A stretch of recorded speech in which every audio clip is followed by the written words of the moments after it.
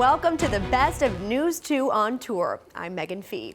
In 2025, our team of journalists here at News 2 went into the counties and neighborhoods across our region, highlighting the people and places that make them so special. Over the next hour, we'll look at some of those amazing stories. In Montgomery County, our Nicole Smith will introduce us to a creative nonprofit helping veterans find peace through art. In Robertson County, our Peyton Kennedy shows us a shop that specializes in saving architectural items from the past for future use in your home. And in Rutherford County, News 2's Julian Minensone shows us Miracle Field, a baseball field in Murfreesboro designed for everyone to play. But we start in Sumner County with a place that's been through a lot, the historic Temple Theater in Portland. After surviving a fire, it was rebuilt in 1937 and then went out of business in the 50s. But now completely renovated, the Sumner County landmark's new lease on life is all thanks to some lifelong Portland residents who stepped in to help. This is from the school kids, that came. Billy Gamendon knows the value of a theater. That's our purpose. That's our real purpose, is community. It's the heartbeat. It should be the heart of your town or your community. Born and raised in Portland, he's chairman of the city's Preservation Foundation. This is the theater lobby. Playing a key role in one of their biggest projects, giving new life to an old theater with a special namesake. In that period of time in the 30s, Shirley Temple was an actress and, boy, very sought after. I mean, she probably was the #1 box seller. When the property came up for sale in 2012, the board of all volunteers decided to restore it, the beginning of a decade-long project. We thought it would take a couple years and maybe $500,000, and I think we were 8 years and maybe $1 million off. Now the Temple Theater has been back open for 3 years, and we got the grand tour. 8,000 square feet from the banquet room. And it's used for rental for birthday parties, graduation parties. To the green rooms. Performers really like these. There's 2 of them. To the auditorium. We have been told by several artists that have been in every theater in the nation that we're the only one that has a Bösendorfer piano and a disco ball. A piano expert on the board helped pick out this donated grand piano. This would easily fill a concert hall that seats 2,000 or 3,000 people. Even letting me have a try. The room's acoustics are designed with specially bowed walls. Your direction of sound, when it hits it, goes all different directions instead of one. Adorned with moldings some members made by hand. I think he bought 1 mold and cast every one of these during the summer. And the stage, preserving decades of history in its floorboards. That was part of the original stage. Every inch carrying on the theater's legacy. We all feel like that God had a big hand in this, that he means for this to be here for the community. Loved putting that story together. The theater has all sorts of performances, from classical concerts to tribute bands. You can find tickets to all of their shows online at the website right there on your screen, templetheatertn.com. Dixon County is buzzing with community activity, and one group coming together to help preserve the environment is the Dixon Bee Club. News 2's Kaylin Quisenberry takes us inside the hives. From dawn to dusk, these honeybees are hard at work. We did harvest honey from them in the spring. That one is very heavy. Can you see it glistening there? That is full of nectar, and they will dehydrate that down and make honey out of that. With her gloves on and the hive open, you can see rows of golden comb. Because these girls have been busy. Now they are stocking up for winter. Collecting pollen and nectar from our fall flowers and storing it up in the form of honey and pollen and bee bread, as we call it. So how do thousands of bees all stay organized? They are all about the survival of the whole colony. Each bee has its own role. On the front porch like that, you'll have some guard bees that are there from keeping anybody coming in who's not supposed to. And then you've got just the foragers who are coming in and out. And just like people, they've got their own personalities. We have one that we call the mean girls. They are mad as soon as you get up to them. another that are just so gentle they don't even really notice when you're in the hive working with them. But get in their way and they will let you know how they feel about it. The bees don't want to sting you. Most of the time they will die when they sting you, so they really don't want to. Unless you're threatening them in some way, they are not going to bother you. But I've been stung now multiple times because I do bother them. One time I got 30 at once because I had the hive open and my husband started the lawnmower right behind me. He didn't know I was still in them. Right behind me, you can see how busy these bees are, and that's why the Dixon Bee Club is working so hard to spread the buzz about how important these pollinators really are. Tennessee is really suffering from declining bee populations right now, and so more people getting into beekeeping and more of us doing things to help them thrive and survive is really important. With classes and community events, the club makes it easy to get started. Our next event is really part of our main mission, which is helping beekeepers. So we have a beginning beekeeper course coming up on November the 8th. As well as a celebration known as the World Honeybee Day Festival in August, with a focus on educating people on the honeybee. And we have anywhere from 3,000 to 4,000 people here at the Bibb Center in White Bluff. Her message to those interested is to get involved. It is a wonderful way to support our environment. It is a wonderful way to support agriculture in the state, and it's a ton of fun. In Dixon County, for News 2 on Tour, I'm Caitlin Quisenberry. From historic treasures to Hollywood sets, one Robertson County shop is preserving the past and shaping the future of design. Doc Key's Architectural Salvage Warehouse is a global destination for unique finds. Peyton Kennedy takes us inside this 38,000 square foot wonderland in Springfield, where craftsmanship and creativity collide. I just love coming to work. Inside Doc's Architectural Salvation, wonders cover the warehouse. Doc Key's opened shop in Springfield 13 years ago. His influence is international. We've sent stuff to Norway, Japan, Dubai. People will find us on the internet and reach out and let us know what they need, and we'll hopefully find it. The massive room curated by many. I have a lot of pickers that'll call me and say, hey, Doc, I've got this like these right back here. I have several of these. These came out of a church in Chicago. His clients are designers and architects. I sell a lot of built-ins, and I sell a lot of lighting. He works with set dressers. We're doing a lot of stuff for Nashville 911, a new show coming out. Plus, clients building their forever home. You can come here and get a door that just speaks to you. Doors are a bestseller for Doc. He credits the craftsmanship. People took pride in what they did. And a new door will last a few years, an old door will last hundreds of years. He has pieces from turning points in Nashville's history. This came out of the East End United Methodist Church. That was the church that was destroyed by the tornado 5 years ago in Nashville. He has pieces that illuminate artistry.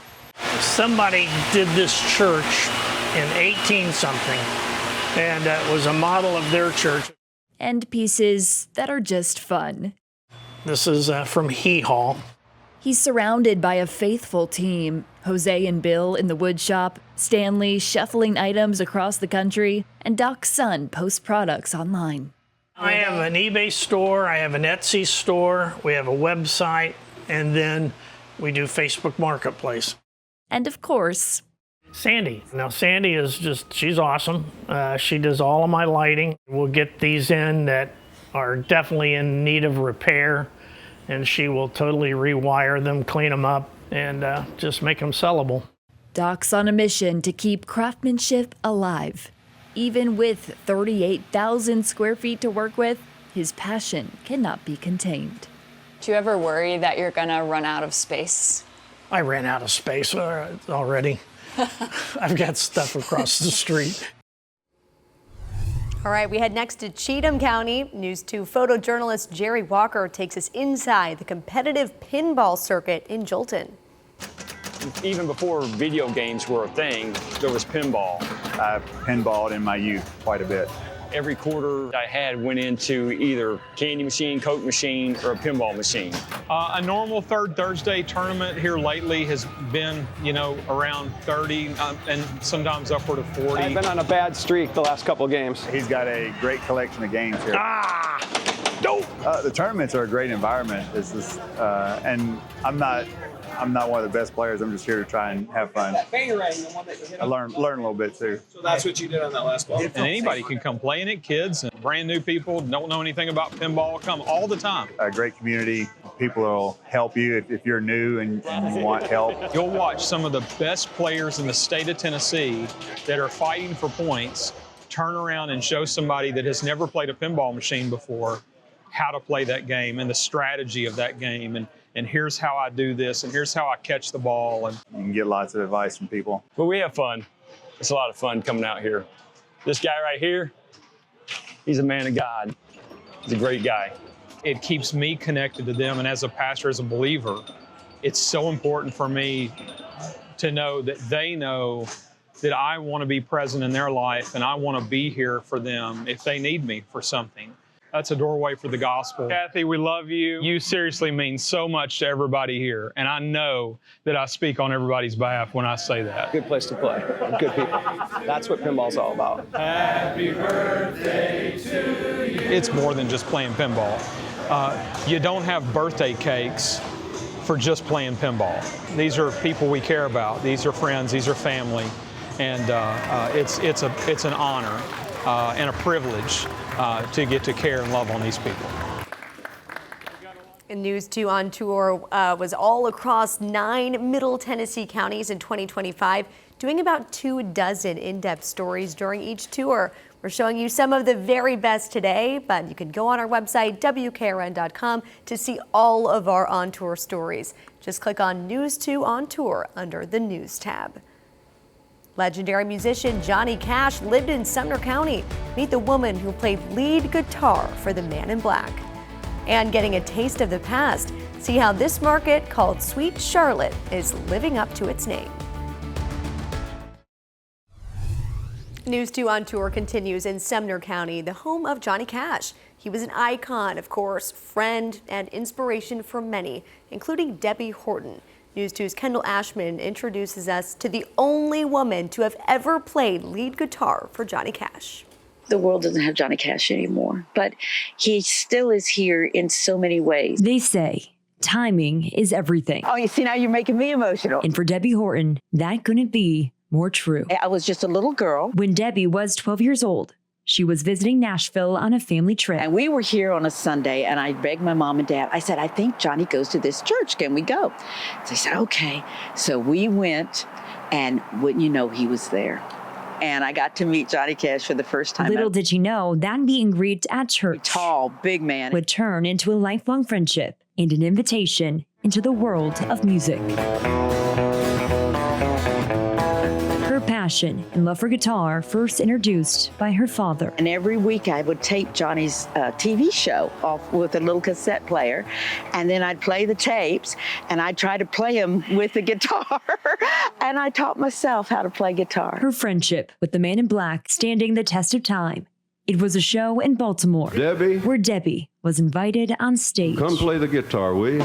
You could hear her scream going all the way across that row. I go, oh, you know, and so I just got up and I went down and I got up on the stage and I was thinking, this is it. Debbie earning the title as the only woman to have ever played lead guitar for Johnny Cash. And I nailed it, which was very important.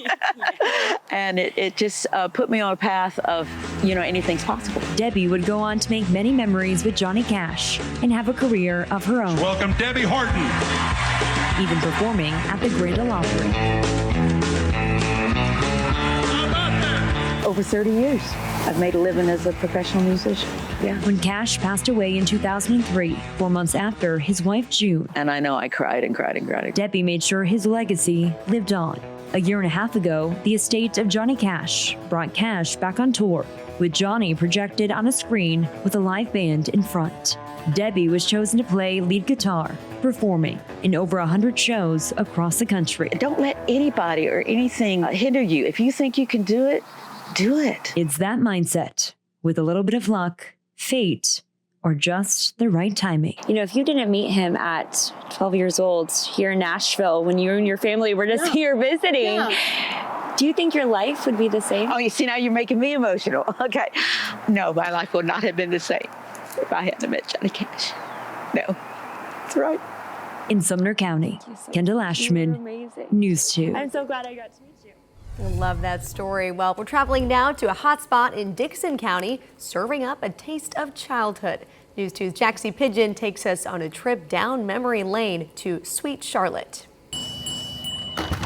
Nestled in the hills of Dickson County lies Sweet Charlotte, a family-owned country store and diner that offers a blast from the past. It brings back old memories. It creates goosebumps for a lot of folks. Here, love is in the air and old-fashioned candies are everywhere. This is Candyland here. Good old school taffy. It's filled by the bag. We've got 3 sizes of bags. Who doesn't want to come and pick whatever taffy candy you want and have it a mixed flavor in your own bag? Of course, we've got candy cigarettes. Can't leave home without those. They also have a stash of retro sodas so good you can almost taste your childhood. Probably have the largest offering of glass bottle throwback sodas in Tennessee, if not the Southeast. We have over 130, 140 different flavors of sodas. This is our soda wall. We have root beer galore, cream sodas. We turn those into soda floats. You can have any flavor float you like.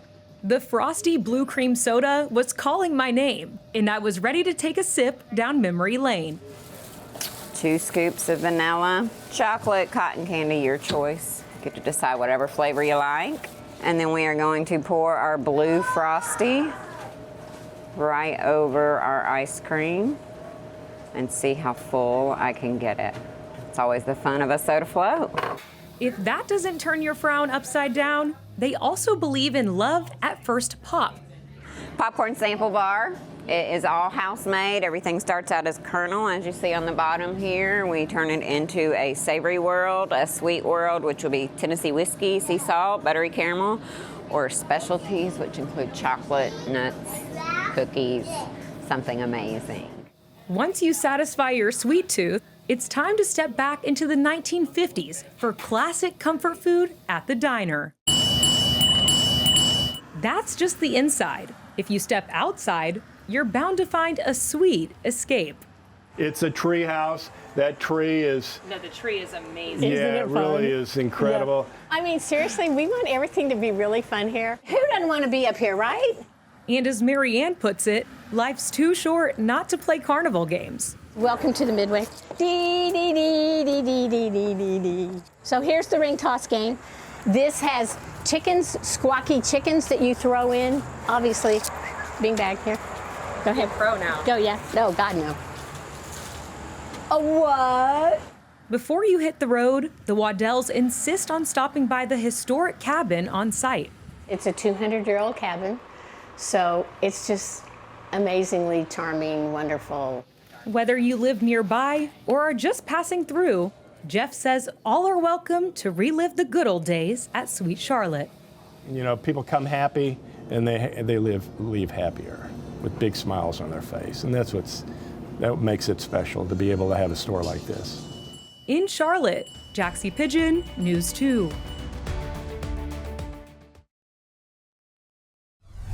She is arguably Hendersonville High School's most famous grad, Taylor Swift.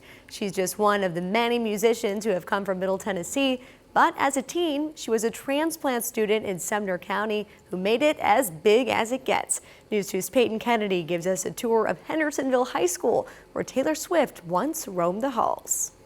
I said, what brings y'all to Hendersonville? And the mom says, well, we're going to try to get Taylor in the music business. In 2004, the Swift family moved from Pennsylvania to Tennessee, chasing a Music City dream. You know, being at Hendersonville High School and as much music as there is in this area, I thought, well, you know, I don't know how many times I've heard that right here in this office, but I did say, well, I hope it works out for you. And spoiler alert. She really made it all the way from here is where she started. Let's talk about Taylor Swift's first 2 years in Middle Tennessee when she was a student at Hendersonville High. She was just very nice and very sweet and not a diva at all. Lyle Rogers is responsible for putting Taylor in her first school talent show. So that's kind of my claim to fame. It's where Taylor played her now beloved Our Song for the first time. She was performing and the sound broke and we had no sound.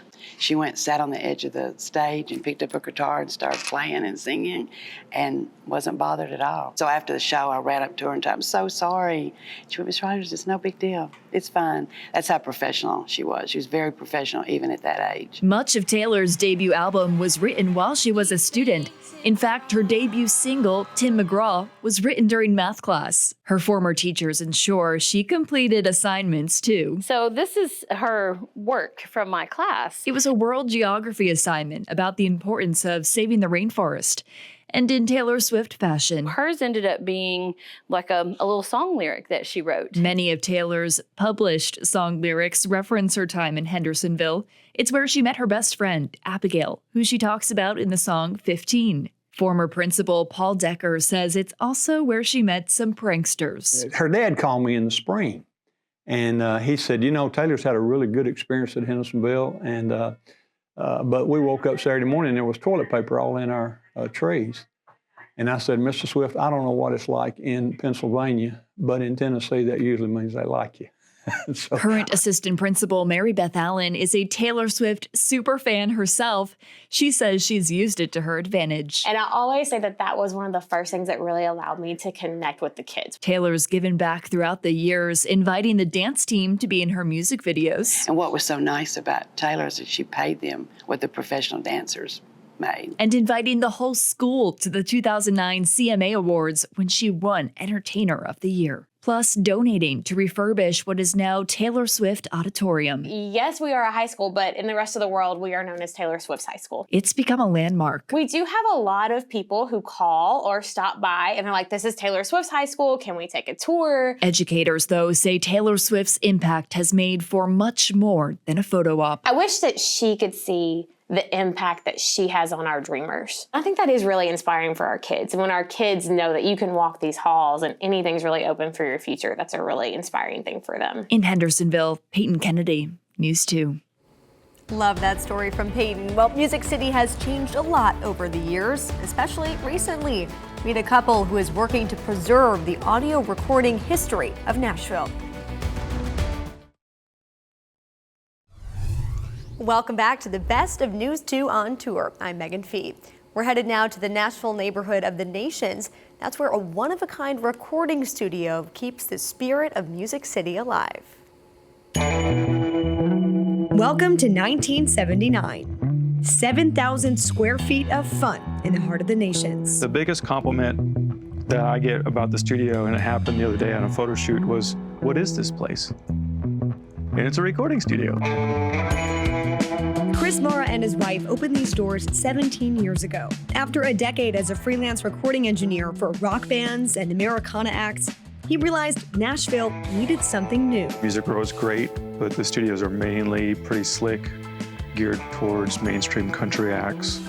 So I thought, why not make a big space that's really comfortable and bands feel at home there. So with their one-year-old son and a baby on the way, the couple got to work, renting out a massive former record pressing plant. I went to the bank and got a loan based on my truck that I had, like a title loan, to buy this console, and that fixed it up. Working on a budget to nail that vintage vibe. I literally went to every yard sale and bought the ugliest couch because it was the cheapest, but then they were the coolest. And it's not just the lamps that make this place unique. As an independently owned studio, Welcome to 1979 works to keep rates low. And when artists book a session, they can record in any room. We don't have a Studio A, a Studio B, and a Studio C.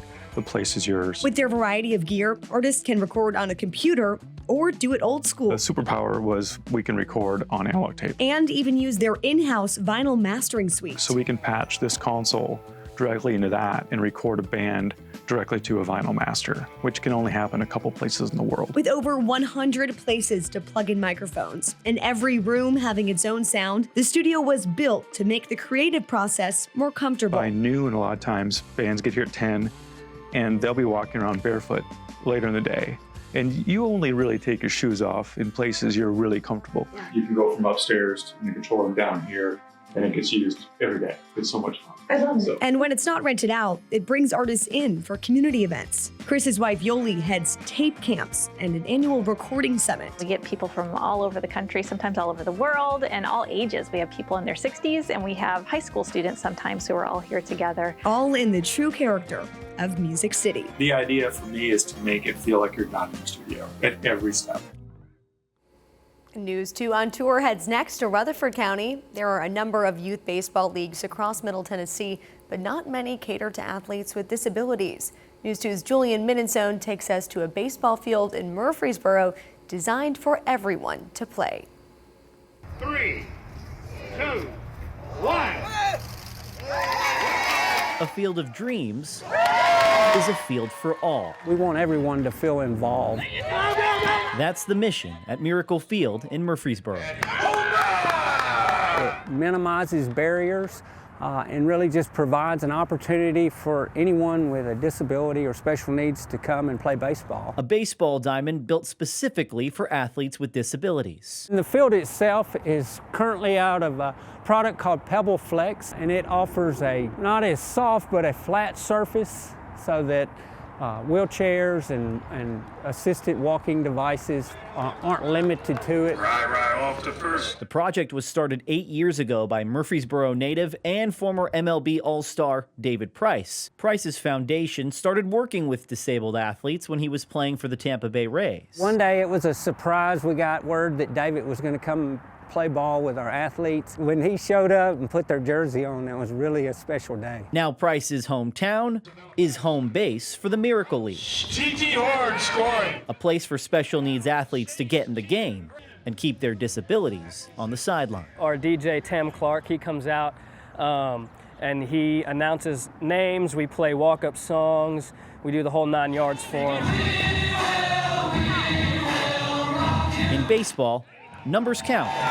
We normally have between 10 and 12 teams, 120, 130 players. But I would love to see more teams out, more athletes out here. But here, the only number that matters is the amount of kids they hope to inspire. It really establishes an inclusive environment from a very early age, which definitely helps the culture here in Murfreesboro. Right in the heart of Dixon is one of the only tire shops in the county. Bill's Tire Service is a solo operation in business since 1989. As our Sam Comenti shows us, the shop's owner is a man whose personality and reputation precede him. Like I said, it's evolved over 36 years. It's like a reminder to you every day just how long you've been here. Yep. Meet Bill Littleton. It's just, I feel like the Lord led me here. I mean, it's not something that I ever even thought about. He's a Dixon County native, a man of strong faith, an avid hunter, a tire expert, obviously, and a local celebrity. I mean, that's a whole different beast. How often do you think someone comes by in a day and honks? All day long. All day long. I'm unknown worldwide, man. I spent the morning hanging with Bill, who, completely unrelated, is in the process of building himself a new house. And not the type of house you'd imagine. I've been building a tree house, and he's kind of helping me along Building a with that. tree house for who? For me. You build a tree house for yourself? Yeah, I just wanted to see if I could do it. Yeah, Bill's a unique dude. His tire shop has no website, no social media presence, and no business number. Bill himself does have a personal phone, two, actually. But one is straight out of 2007, and the other, a smartphone, he only uses to take pictures. There's a few people that have my number, my other number. But, you know, I don't stay on it. I ain't in there doing all this mess. And Point being, if someone tried to call you during work hours, sucks for them. yeah, on that phone, Yeah. I ain't going in there and get it. If you want to get me during the day, you call us right here. He might be hard to reach, but it doesn't matter. Bill's an established presence. People know him, they trust him, and they know where to find him. Full of greenbacks, man. In fact, two women, call them fans, even spent a day painting portraits of Bill's shop. He has both iterations in his office. That's Bill Littleton, dedicated to his craft and his community. I want to be busy, but I also want God to put people in my life. You know, I want to be here for them, and they be here for me. Try to help. I mean, that's what I'm about, is helping. I want to make a living. I got to make a living, but I have this platform also to help, and that's what makes it coming here worthwhile. In Dixon, Sam Chimenti, News 2. We go now to Montgomery County to a nonprofit helping veterans find peace through art. Our Nicole Smith explains how this is especially helpful in a community like Clarksville. If you can't find the words, you can always create it. Creativity has long been a part of life for Jayla Eubanks. Art has always been my thing. Then military service became part of her story too. So I joined in 2017, I believe, and I got out in 2022. I did one tour to Afghanistan. So after my concussion, I was in art therapy on posts, and they were like, oh, well, you're about to get out, so you should find something similar. They sent me here. Here, both of her worlds come together, connecting veterans and their families through the Clarksville nonprofit ArtLink. This is the best way for me to express. And I love how ArtLink has it affordable or approachable for all people.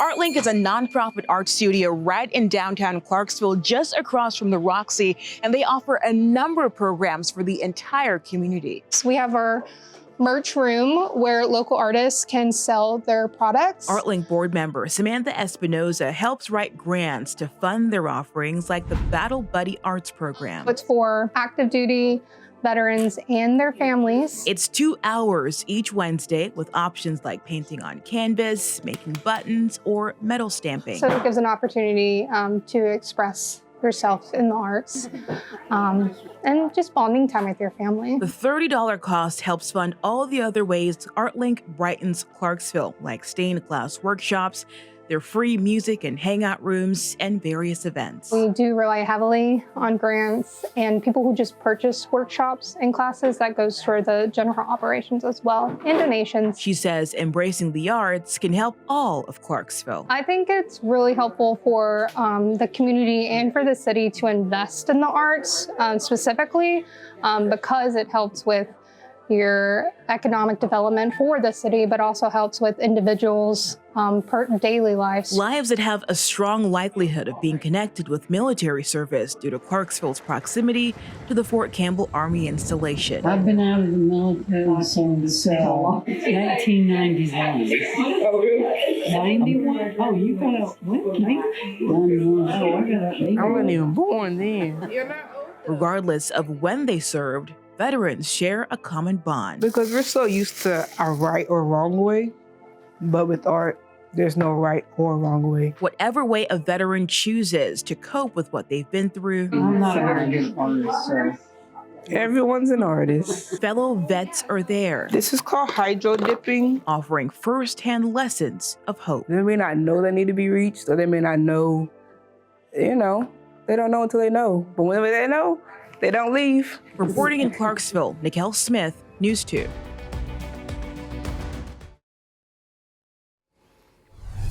A 200-year-old house in Dixon County that once held criminals may now hold something a bit haunted.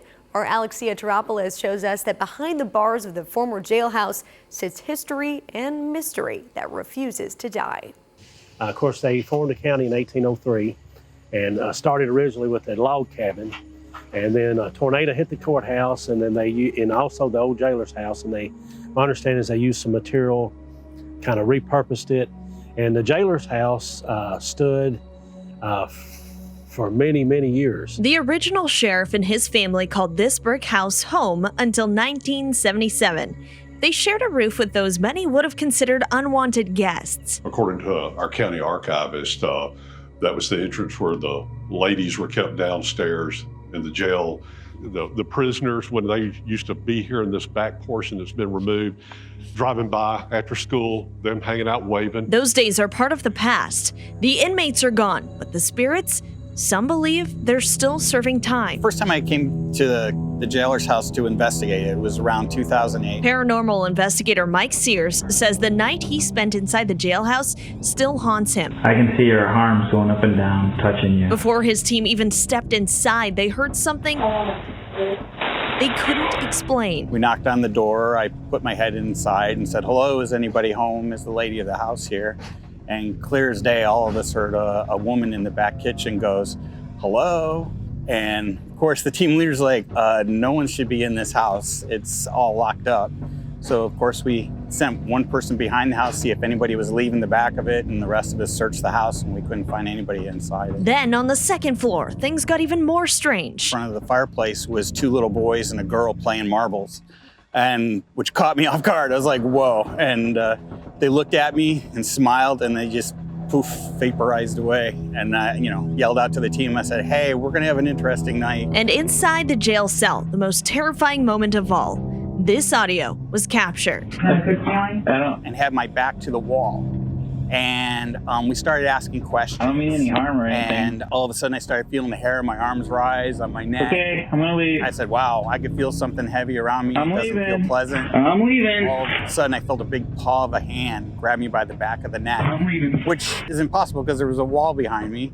And so of course, spooked me. I said, "All right, I'm leaving the jail cell."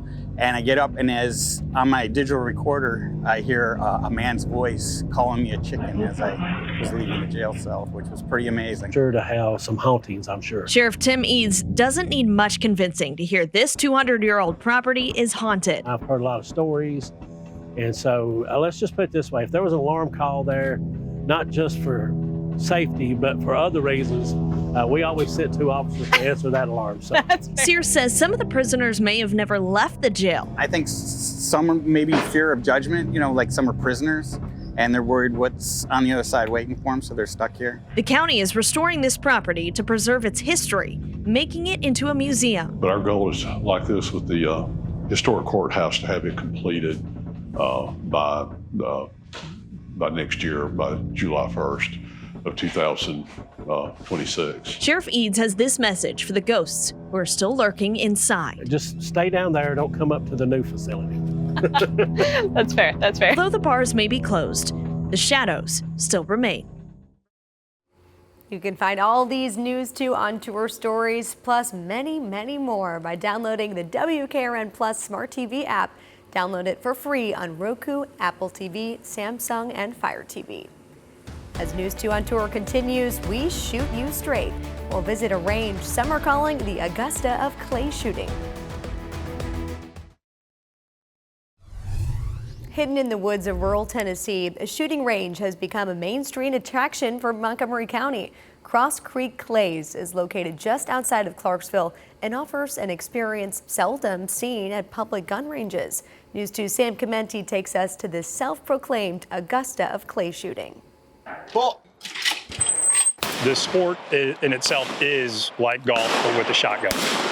You have a couple different courses you go to. You shoot a couple pairs at each station, and each station has a different shooting scenario. All right, if you're not sold off that, this story probably isn't for you. I'm tired of carrying the weight for this thing. Cross Creek Clays is a shooting range that sets the bar so high, others probably can't hit the target. You will get a 5-star experience when you come here. Oh, there it goes. There it goes. We do all the way from shooting teams to come out to earn funds to, Boy Scouts or gosh, even weddings, shotgun weddings. Right? So you've used that line before, that's right. But I like that. So we host all sorts of things. Located in Palmyra, a scenic, unincorporated community just south of Clarksville, the range sits on more than 200 acres, far down a dead-end road in the Tennessee countryside in Bigfoot territory. Side note, Bigfoot is a big theme at Cross Creek. It is remote, but it's certainly on the map. We got a little board inside where, you pin where you're from. We've got people from overseas that know about us, Canada, Wales, all over hearing about us. Zach Wilhelm is an ex-Marine who developed a love for clay shooting when he left the service. I've got that B target. He's been with the business since they cut down their first tree in 2017, watching the place grow into an international brand. Their entire operation, meticulous in every detail, is something to behold. Not every place is like this place. This place is special. So when you go to other clubs, we really kind of set the bar high here. So as far as experience goes, like I said, I think the best thing is that we have options for everybody, whether that's beginner to pro level. A history buff and skilled marksman, Oh, busted it. I got it. Zach's greatest skill might be his patience. Your chin's down there. I want that cheek right there. Cheek? There. Like that? You want to be looking down the rib of the gun. Oh, I see. Okay. That, coupled with his passion for the sport, make him the ideal instructor. You ambushed every bit of that. Not to mention an innovative target setter. And he doesn't consider what he does work. You guys want to give a crack at this one? How could Try he? to shoot this one? Just like the owner, Joe Calabrese. You know, he built this place. It's kind of like Walt Disney. You know, he built the Disneyland, and he's Walt Disney. So Zach turned a hobby so it's challenging into a living, and the living is good. I'm really fortunate and blessed to have a job where I come to work every day and doesn't even feel like work. Yeah. So I love it. Reporting in Palmyra. Paul? Sam Commenti, News 2. I actually hit the son of a gun. That's right. You sure did. Pretty cool, Sam. Well, still ahead, maintaining a hidden history in Music City. We visit a speakeasy, taking you back to the Prohibition-era history of Nashville. Speakeasies may be a hot trend here in Music City, but their roots trace back decades into Tennessee's past of Prohibition. I had the chance to speak to a history buff and those behind the bar about how that era is being preserved today in East Nashville.